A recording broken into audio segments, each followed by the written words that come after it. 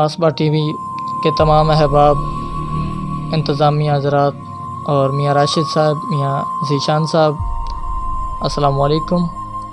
जी दोस्तों, मुख्तसर हाज़री एक ख़ूबसूरत सी नज़्म कि मेरे मुल्क दी क्यों बका विकदी पई है। मियाँ साहब कि मेरे मुल्क दी क्यों बका विकदी पई है, वजह ते दसो बेवजह विकदी पई।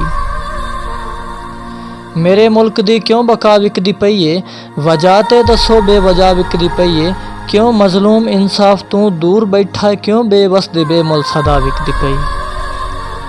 क्यों मज़लूम इंसाफ तू दूर बैठा है, क्यों बेबस दे बेमुल सदा विकदी पई है। मेरे मुल्क दे सब वडेरे अजीब हैं, मेरे मुल्क दे सब वडेरे अजीब हैं, जो हर शै नूं वेदे निवेदे गरीब हैं। अमीरां दी हर एक अदा विकदी पई है, गरीबां दी हंज बा खुदा विकदी पई है। और किदाई कत्लो गारत किदाई रोज़ चोरी, किदाई कत्लो गारत किदाई रोज़ चोरी, किदाई मुखलसा दी अना विकदी पई है। बड़ी मुश्किलां विच जो बच्चियां नूं पालन, उसे माँ प्यो दी गदा विकदी पई।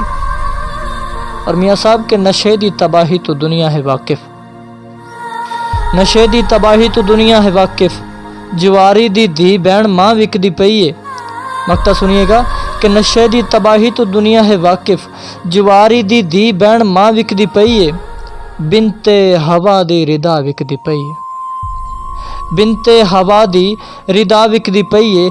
दिलां चू खलू सौ वफा विकदी पई है। मैं जहांगीर प्रेमी ज़माने ते डिठा हवस ते बाज़ार च हया विकदी पई।